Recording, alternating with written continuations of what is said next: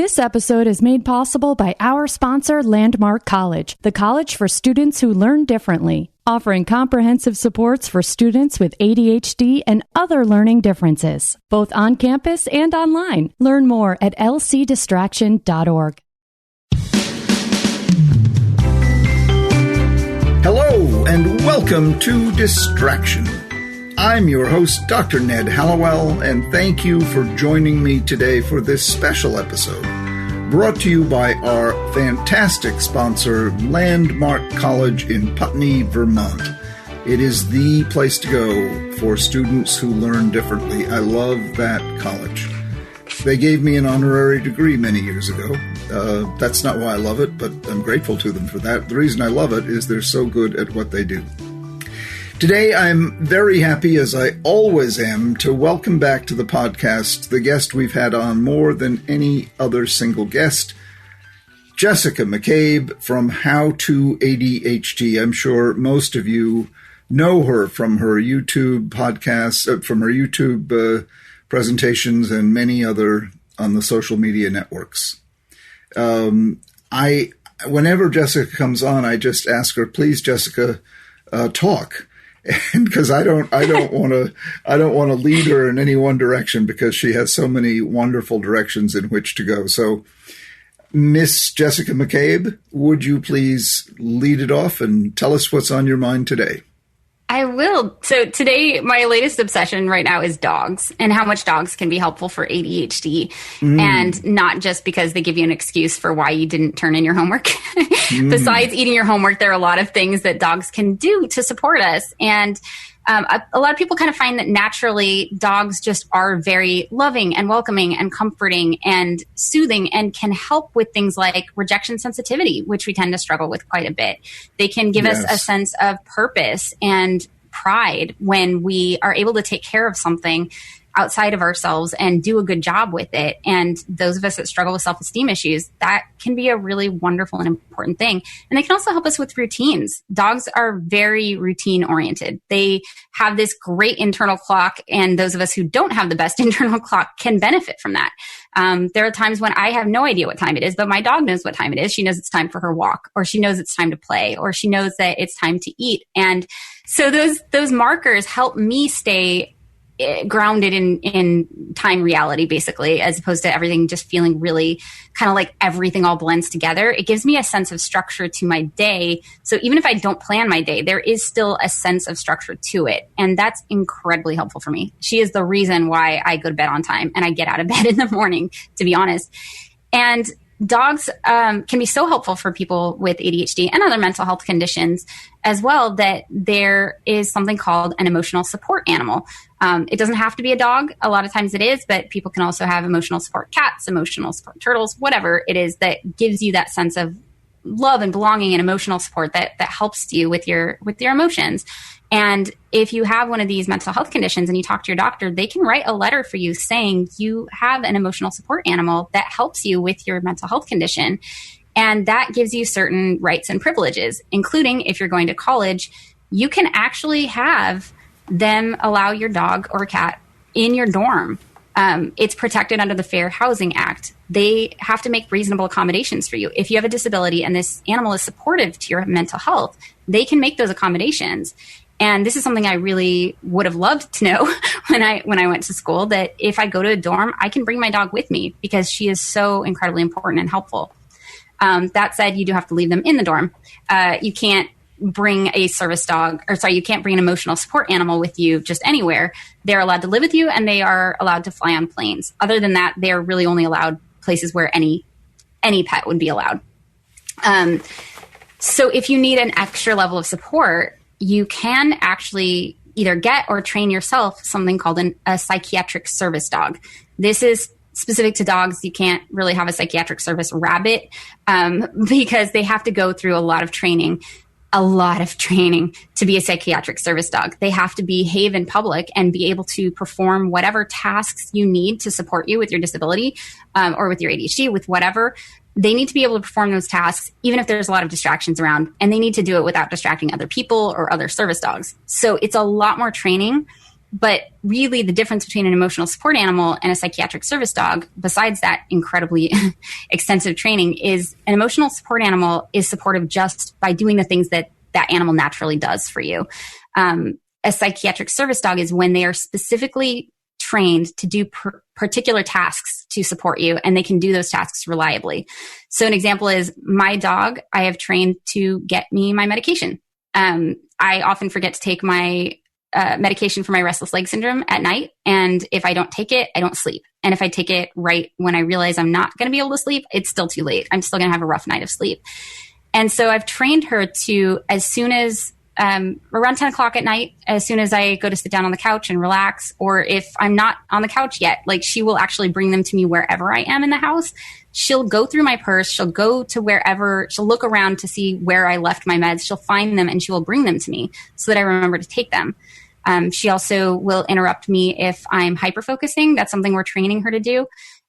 She did that really well last night. I'd been working on a talk for like hours and hours, and I'd forgotten to eat. I'd forgotten that time existed at all. And she just climbed up onto me, like just climbed on me to be like, hey mom, like we need to take a break. And it was wonderful.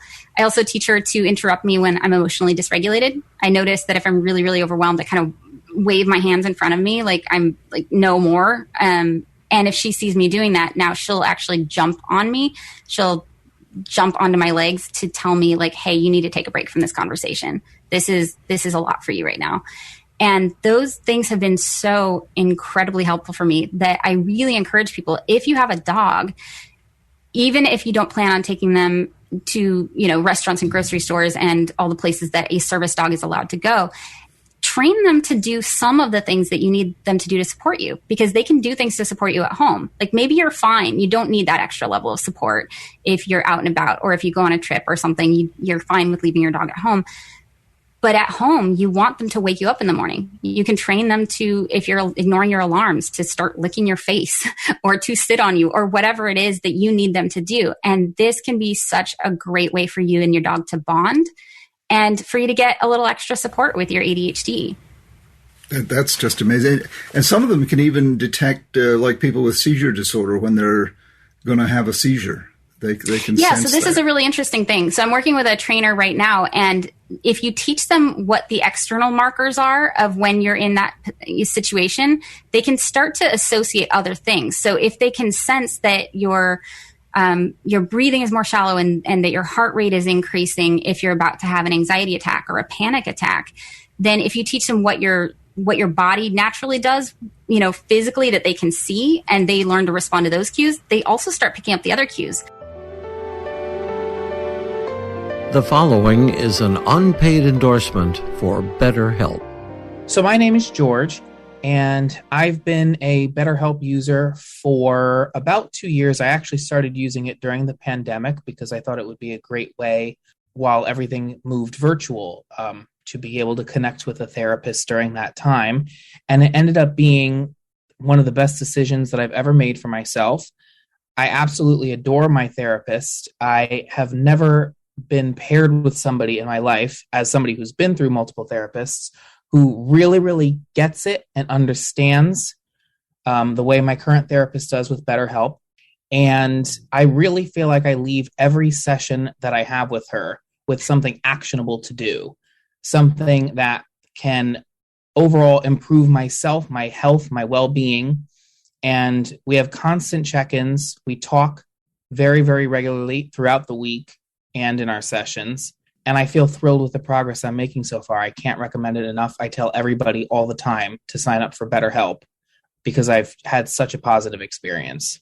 Distraction Podcast listeners will save 10% right now by going to our sponsor, BetterHelp, at www.betterhelp.com/distraction. That's www.betterhelp.com/distraction.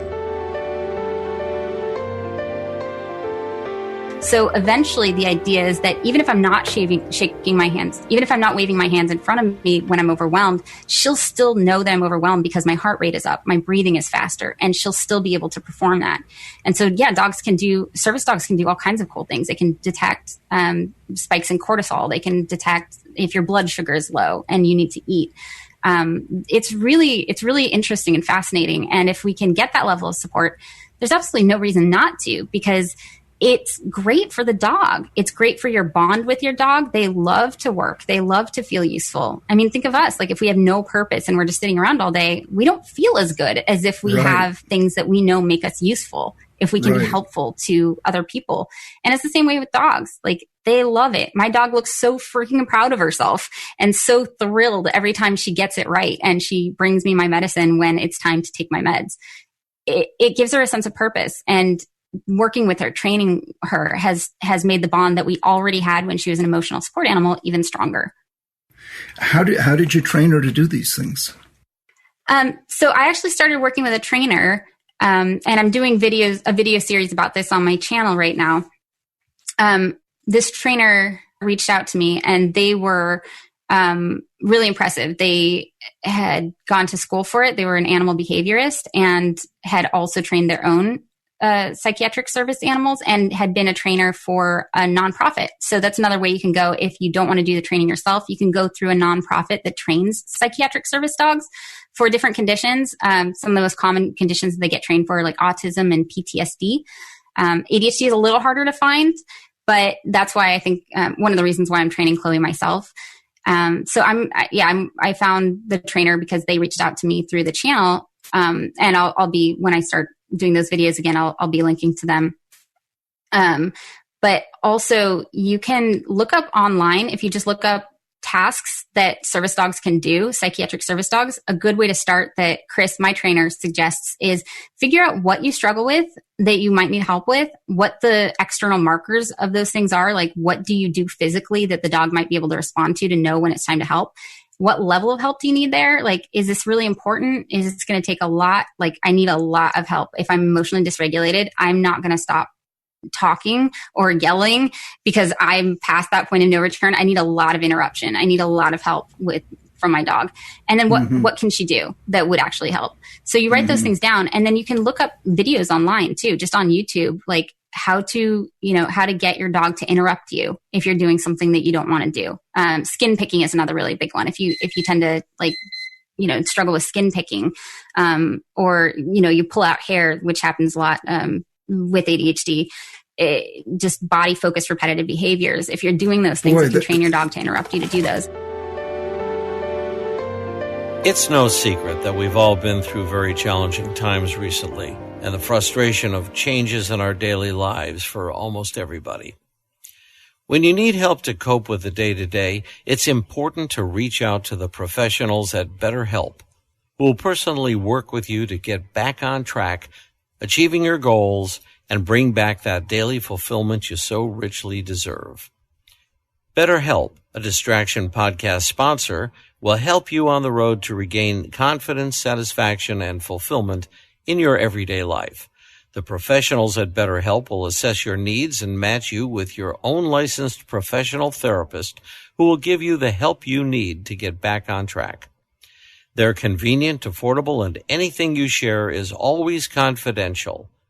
As a Distraction podcast listener, save 10%. Just go to our sponsor, BetterHelp, at betterhelp.com/distraction. BetterHelp is there to help you when you need it most. Again, save 10% and go to betterhelp.com/distraction and get back on track with BetterHelp.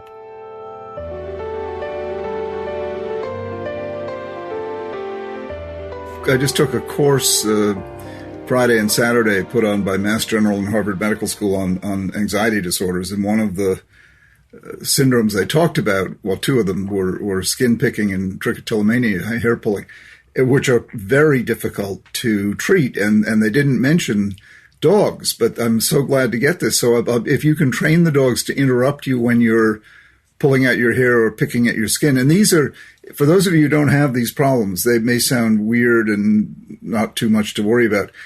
they're very much to worry about. The skin picking can lead to bleeding, sores, infection, and the trichotillomania, the pulling out your hair, can be just incredibly embarrassing and leave you looking really strange and really harming yourself. So they're to be taken seriously. And the idea of a dog, it just rings so true. That's a wonderful thing that they can do that. Yeah. Yeah. I mean, you talk all the time about how we have these great Ferrari engine brains, but bicycle brakes. Yeah. Dogs can help us put on the brakes. They can interrupt us. And it's a wonderful thing. And your dog, you've had your dog how long?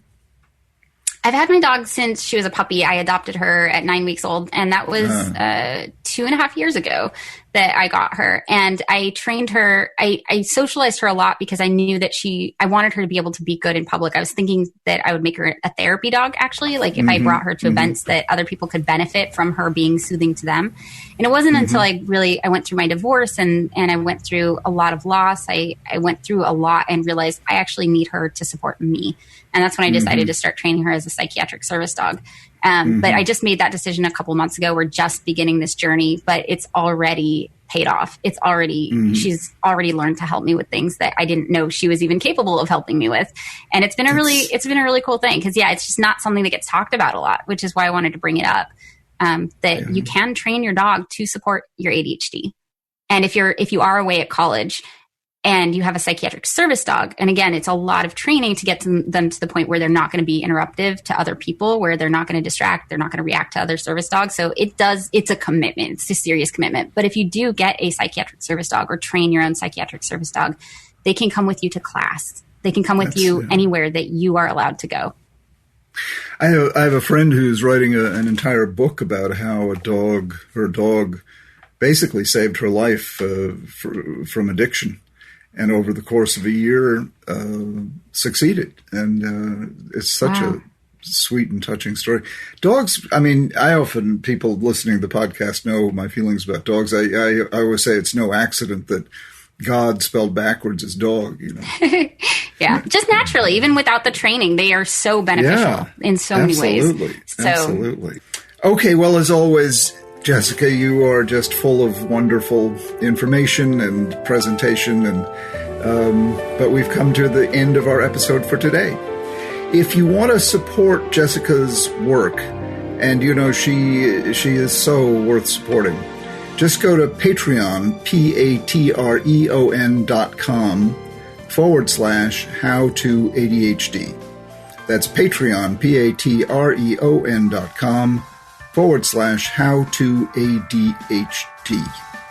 And Patreon, for those of you who don't know, I didn't know, is a really wonderful system whereby you can help support financially the work of people who need support, like Jessica. She doesn't make a ton of money doing this stuff, so she relies on that. So if you like her as much as I do, go to Patreon, patreon.com/HowtoADHD.com.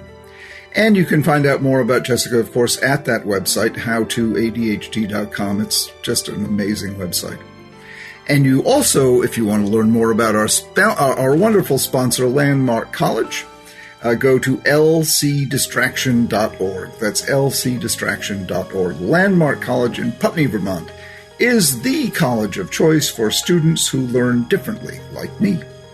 And check out my videos on TikTok. I've just started doing this. They're about 60 seconds apiece on different topics related to ADHD. My handle there is at Dr. Hallowell, at Dr. Hallowell.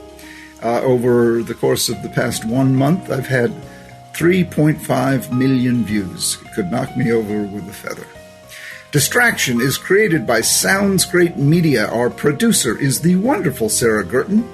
And our recording engineer and editor is the estimable and talented Scott Persson. That's Persson with 2 S's.